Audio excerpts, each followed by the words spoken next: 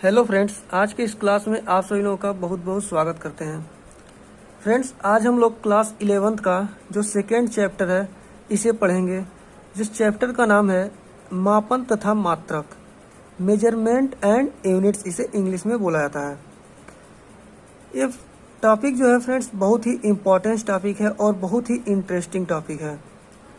यदि आप लोग अभी तक इस क्लास को नहीं देखे हैं तो आप लोगों के लिए यह क्लास बहुत ज़्यादा हेल्पफुल होने वाला है। इस क्लास में हम लोग पढ़ेंगे, जो टॉपिक कवर करेंगे वो है मापन और मात्रक की अवधारणा। ये हमारा पहला टॉपिक होगा। इसमें अगला टॉपिक होगा राशि कितने प्रकार की होती है, मतलब जो राशियाँ होती हैं, भौतिक राशि, अभौतिक राशि, इन सब में भी अलग अलग टाइप्स की होती हैं, वह कितने प्रकार की होती हैं, इसे हम डिटेल्स में डिस्कस करेंगे इस चैप्टर में।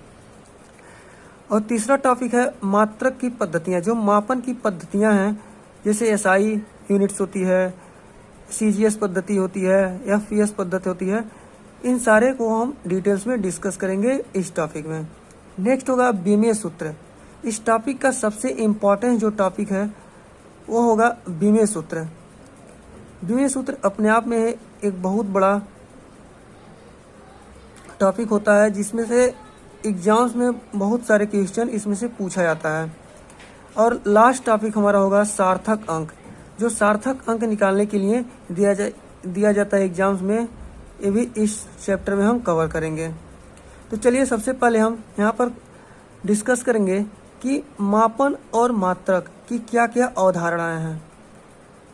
तो देखिए फ्रेंड्स, जब किसी भी वस्तु को हम किसी भी दुकान पर या मार्केट में हम खरीदने जाते हैं तो वहाँ पर इन दोनों चीज़ों की आवश्यकता होती है, मात्रक और मापन की। क्योंकि किसी भी वस्तु को खरीदने के लिए उसमें दो चीज़ों की आवश्यकता होती है, एक होता है आंकिक मान होता है और एक जो हमारा होता है यूनिट्स होता है।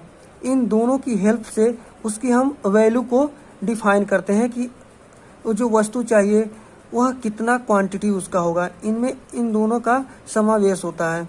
बिना इन दोनों के किसी भी वस्तु की क्वांटिटी को हम डिफाइन नहीं कर सकते हैं। इसलिए जो हमारी भौतिक राशि होती है उसमें इन दोनों की आवश्यकता होती है। सबसे पहले हम डिफाइन करेंगे कि जो राशि होती है वह दो प्रकार की होती है, भौतिक राशि और अभौतिक राशि। भौतिक राशि वह होती है जिसका हम मेजरमेंट कर सकते हैं। अभौतिक राशि होती है जिसका हम मेजरमेंट नहीं कर सकते। जैसे भौतिक राशि का यदि हम एग्जाम्पल लें तो 2 kg ले लिए, 2 मीटर ले लिए, या 10 सेकेंड, 20 सेकेंड, ऐसे जो हमारी भौतिक राशि के अंतर्गत आएगा। वहीं यदि हम अभौतिक राशि की बात करें तो अभौतिक राशि जो होती है, जिसे बोला जाता है राम से मिलकर हमें बहुत खुशी हुई, वहाँ पर हम खुशी को डिफाइन या व्यक्त नहीं कर सकते हैं कि कितना खुशी हुआ।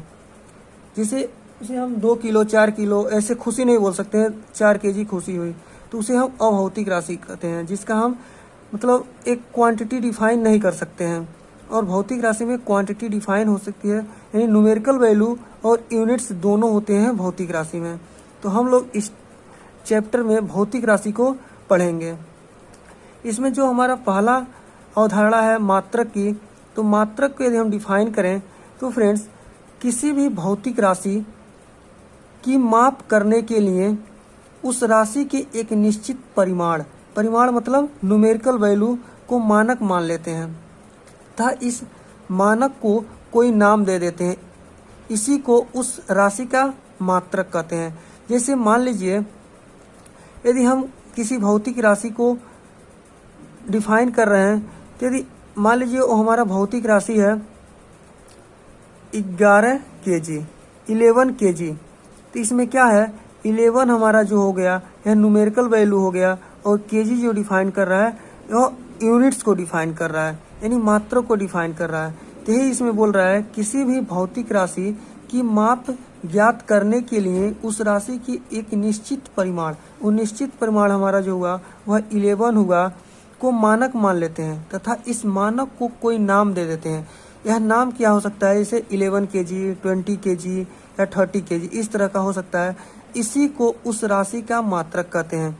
यानी 11 के आगे जो हमारा एक kg लगा है इसी को हम क्या बोलेंगे, यूनिट्स बोलेंगे। यदि हम अब मापन की बात करें तो मापन को डिफाइन करने के लिए हम किसी भी भौतिक राशि का माप ज्ञात करने के लिए उस राशि के एक निश्चित परिमाण को मानक मान लेते हैं तथा इस मानक को कोई नाम दे देते हैं। इसी को उस राशि का मात्रक कहते हैं।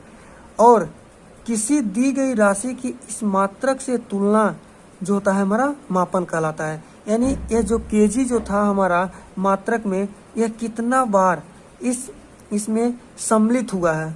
तो जो 11 केजी हम बात कर रहे हैं, यानी जो केजी हमारा है इस पूरे फिजिकल क्वांटिटी में 11 टाइम क्या हुआ है, 11 टाइम इसमें सम्मिलित हुआ है। यानी 11 बार केजी को यहाँ पर सम्मिलित करके एक फिजिकल क्वांटिटी बनाया गया है जिसका पूरा नाम हो गया है 11 केजी। इस तरह से हम मात्रक और मापन की अवधारणा को डिफाइन कर सकते हैं। यदि हम इसे जनरली लैंग्वेज में डिफाइन करें तो दो भौतिक राशियों के बीच की तुलनात्मक अध्ययन को ही मापन कहा जाता है। इन दो भौतिक राशि, जैसे मान लीजिए एक हमारा हो गया 1 केजी और आगे हम लिख दिए 12 केजी, यानी 1 केजी जो है इसमें 12 में हमारा कितना बार सम्मिलित हुआ है, कितना बार इसमें मर्ज हुआ है, तो यह 12 टाइम मर्ज हुआ है। यानी दोनों के बीच जो कंपैरिजन हो रहा है इसी को मापन बोला जाता है। तो फ्रेंड्स, हमें आशा है कि आप लोगों को मात्रक और मापन अच्छे से समझ में आया है। अब हम आगे बढ़ेंगे। जो देखिए फ्रेंड्स, अब जो मात्रक जो होता है इसकी कुछ विशेषताएं होती हैं जिसे क्वालिफाई करना चाहिए, तभी वह एक मात्रक कहलाएगा। ये जो विशेषताएं होती हैं फ्रेंड्स, मात्रक सुपरिभाषित होना चाहिए। यह एग्जाम से पूछा जाता है कि मात्रक की कम से कम 3 विशेषताएं लिखिए, कम से कम 5 विशेषताएं लिखिए। तो यह टॉपिक भी आप लोगों के लिए इम्पोर्टेंट है। मात्रक की जो विशेषता पहला है वह है कि मात्रक सुपरिभाषित होना चाहिए। सेकेंड है, समय, स्थान और भौतिक स्थितियों के साथ नहीं बदलना चाहिए। जो मात्रक होता है वह समय बदलने पर नहीं बदलना चाहिए, स्थान चेंज होने पर भी नहीं बदलना चाहिए, और भौतिक स्थितियां जो होती हैं इन सब के सारे चेंज होने पर यह मात्रक बदलना नहीं चाहिए। यानी मात्रक जो है वह कांस्टेंट होना चाहिए हर जगह। कहीं भी उसे हम मेजर करें, 1 मीटर है तो 1 मीटर, यदि हम मान लीजिए किसी नॉर्मल जगह पर मेजर करते हैं तो वहाँ पर भी 1 मीटर होना चाहिए। पहाड़ों पर हम मेजर करते हैं तो वहाँ पर भी और 1 मीटर होना चाहिए। यानी यह हर जगह कांस्टेंट होना चाहिए। आसानी से उपलब्ध होने योग्य होना चाहिए। जो हमारा मात्रक है वह कहीं पर भी बिल्कुल आसानी से उपलब्ध हो। यह न तो बहुत बड़ा और न ही बहुत छोटा होना चाहिए। यानी इसे हम कहीं पर भी आसानी से लेकर जा सकें या कहीं पर भी इसे हम मेजर कर सकें इसकी सहायता से किसी भी फिजिकल क्वांटिटी को। यह अन्य सभी इकाइयों से स्वतंत्र होना चाहिए, यानी किसी अन्य इकाई पर यह डिपेंड नहीं होना चाहिए। तो यह थी मात्रक की विशेषताएं। अब हम आगे बढ़ते हैं। देखिए फ्रेंड्स, भौतिक राशि कितने प्रकार के होते हैं। यदि हम भौतिक राशि की बात करें तो जिस राशि का मापन किया जा सकता है उसे भौतिक राशि कहते हैं। इसे मैं पहले आप लोगों को बता चुका था, जैसे लंबाई, द्रव्यमान, ताप, विद्युत धारा, दाब, बल, कार्य आदि। बहुत सारे ऐसे फिजिकल क्वांटिटी हैं जिसे हम आसानी से मेजर कर सकते हैं।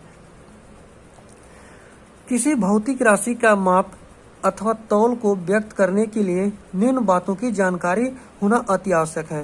ये जो निम्न बातें जो होती हैं, निम्न जो टर्म होती हैं, वह है संख्यात्मक या आंकिक मान, जिसका जो होता है न्यूमेरिकल वैल्यू या यूनिट्स। यानी इन दोनों का समावेश उस फिजिकल क्वांटिटी में होना चाहिए जिससे हम उस फिजिकल क्वांटिटी का मेजरमेंट कर सकें।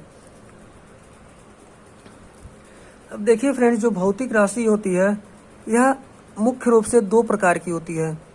जो होती है भौतिक राशि हमारी होती हैं वह यूनिट्स के आधार पर जो होती हैं, वह यदि हम बात करें तो मूल राशि जो होती है, व्युत्पन्न राशि होती है और पूरक राशियां होती हैं। वहीं दिशा और परिमाण के आधार पर जो राशियां होती हैं वह सदिश और अदिश राशियां होती हैं। तो यहाँ पर हम जो मात्रक या यूनिट्स के हिसाब से जो राशियां होती हैं उसे हम डिस्कस करेंगे। जो भौतिक राशियां होती हैं मूल रूप से वह मूल राशि और व्युत्पन्न राशि होती है। मूल राशियां किसे कहेंगे? तो वे भौतिक राशियां जो अन्य किसी राशि पर निर्भर नहीं करती है वह मूल राशि कहलाती है। यानी जो सेल्फ स्वतंत्र होती हैं, किसी दूसरे राशि पर डिपेंड नहीं होती हैं, उसे मूल राशियां कहते हैं। जैसे लंबाई, द्रव्यमान, समय यांत्रिकी में मूल राशि माना गया है। यानी यांत्रिकी में इन तीनों क्वांटिटीज को ही मूल राशि माना गया है। और दूसरा जो होता है हमारा व्युत्पन्न राशि होता है। वे भौतिक राशियां जो अन्य किसी मूल राशि से व्युत्पन्न की जाती है तथा इन राशियों पर निर्भर करती है, उसे व्युत्पन्न राशि कहते हैं। जैसे जो हम बताए थे कि भौतिक राशि दो प्रकार की होती है, मूल राशि और व्युत्पन्न राशि। तो मूल राशियां वे राशियां होती हैं जो किसी राशि पर डिपेंड नहीं करती हैं, लेकिन व्युत्पन्न राशियां जो होती हैं वह मूल राशियों पर डिपेंड करती हैं। यानी मूल राशियों की सहायता से व्युत्पन्न राशियां उत्पन्न होती हैं, जैसे बल, कार्य, संवेग। अब देखिए हमारी जो भौतिकी में होती हैं 7 मूल राशियां होती हैं और 2 पूरक राशियां होती हैं। ये 7 मूल राशियां क्या क्या हैं? तो 7 मूल राशियां लंबाई, द्रव्यमान, समय, ताप, विद्युत धारा, ज्योति तीव्रता एंड पदार्थ की मात्रा। इन 7 मूल राशियां की जो होती हैं अपनी अपनी मूल मात्रक हैं। जो लंबाई का मूल मात्रक होता है मीटर होता है, जिसे हम स्मॉल m से डिनोट करते हैं। द्रव्यमान का मूल मात्रक होता है किलोग्राम, जिसे kg से डिनोट करते हैं। समय का मूल मात्रक सेकेंड, जिसे स्मॉल s से डिनोट करते हैं। ताप का मूल मात्रक जो होता है केल्विन होता है, जिसे स्मॉल k से डिनोट किया जाता है। विद्युत धारा का जो मूल मात्रक होता है एम्पियर होता है, इसे कैपिटल A से डिनोट किया जाता है। ज्योति तीव्रता का मूल मात्रक कैंडेला होता है, जिसे स्मॉल cd से डिनोट किया जाता है। एंड पदार्थ की मात्रा का जो मूल मात्रक होता है वो होता है मोल, जिसे MOL से डिनोट किया जाता है। अब देखिए कुछ पूरक राशियां जो होती हैं वह 2 होती हैं। वे भौतिक राशियां जो बीमा रहित, यानी जिसकी कोई बीमा नहीं होती है, उसे पूरक राशियां कहते हैं। लेकिन जिसके पास एक मात्रक होता है उन्हें पूरक राशियां कहते हैं। तो 2 पूरक राशियां जो हैं वह समतल कोण और ठोस कोण। जिसके समतल कोण का जो मात्रक होता है रेडियन होता है और ठोस कोण का मात्रक स्टेरेडियन होता है। अब हम जो 2 पढ़े हैं मूल राशियां, मूल राशि और व्युत्पन्न राशि, उसके जो मूल राशि के मात्रक को मूल मात्रक बोला जाता है और व्युत्पन्न राशि के मात्रक को व्युत्पन्न मात्रक बोला जाता है। तो क्या होते हैं? मूल मात्रक वे मात्रक हैं जो अन्य मात्रकों से स्वतंत्र होते हैं, अर्थात उनको एक दूसरे से संबंधित अथवा आपस में बदला नहीं जा सकता है। यानी मूल राशियों के मात्रक जो होते हैं उसी को मूल मात्रक बोला जाता है, जो पूर्ण रूप से स्वतंत्र होते हैं, किसी अन्य राशि पर डिपेंड नहीं होते हैं।